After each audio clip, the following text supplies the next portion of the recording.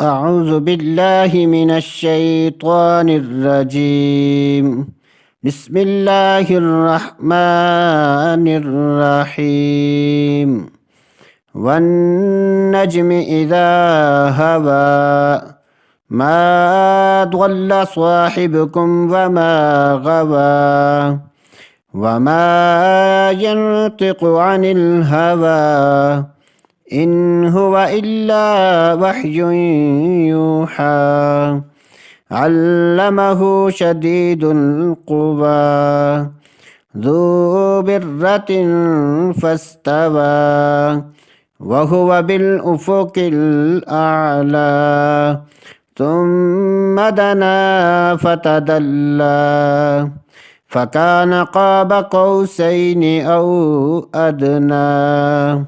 فأوحى إلى عبده ما أوحى ما كذب الفؤاد ما رأى أفتمارونه على ما جرى ولقد رآه نزلة أخرى عند سدرة المنتهى عندها جنة المأوى إذ يغشى السدرة ما يغشى ما زاغ البصر وما طغى لقد رأى من آيات ربه الكبرى أفرأيتم اللات والعزى ومناة الثالثة الأخرى ألكم الذكر وله الأنثى تلك إذا قسمة ضيزى إن هي إلا أسماء سميتموها أنتم وآباؤكم ما أنزل الله بها من سلطان إن يتبعون إلا الظن وما تهوى الأنفس ولقد جاءهم من ربهم الهدى أم للإنسان ما تمنى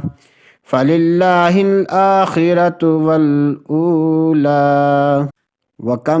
من ملك في السماوات لا تغني شفاعتهم شيئا إلا من بعد أن يأذن الله لمن يشاء ويرضى إن الذين لا يؤمنون بالآخرة ليسمون الملائكة تسمية الأنثى وما لهم به من علم إن يتبعون إلا الظن وإن الظن لا يغني من الحق شيئا فأعرض عمن تولى عن ذكرنا ولم يرد إلا الحياة الدنيا ذلك مبلغهم من العلم إن ربك هو أعلم بمن ضل عن سبيله وهو أعلم بمن اهتدى ولله ما في السماوات وما في الأرض ليجزي الذين أساءوا بما عملوا ويجزي الذين أحسنوا بالحسنى الذين يجتنبون كبائر الإثم والفواحش إلا اللمم إن ربك واسع المغفرة هو أعلم بكم إذ أنشأكم من الأرض وإذ أنتم أجنة في بطون أمهاتكم فلا تزكوا أنفسكم هو أعلم بمن اتقى أفرأيت الذي تولى وأعطى قليلا وأكدى أعنده علم الغيب فهو يرى أم لم ينبأ بما في صحف موسى وإبراهيم الذي وفى ألا تزر وازرة وزر أخرى وأن ليس للإنسان إلا ما سعى وأن سعيه سوف يرى ثم يجزاه الجزاء الأوفى وأن إلى ربك المنتهى وأنه هو أضحك وأبكى وأنه هو أمات وأحيا وأنه خلق الزوجين الذكر والأنثى من نطفة إذا تمنى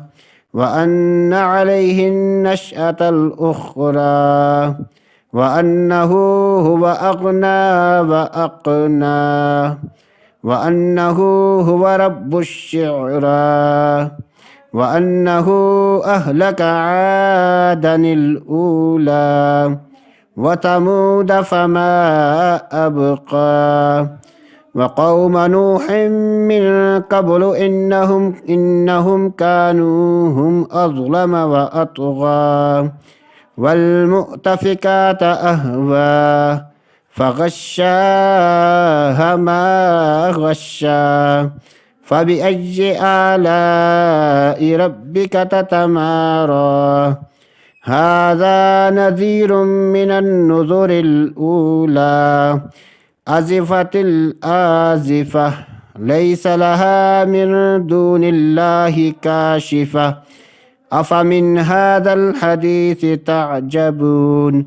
وتضحكون ولا تبكون وأنتم سامدون فاسجدوا لله واعبدون صدق الله العظيم.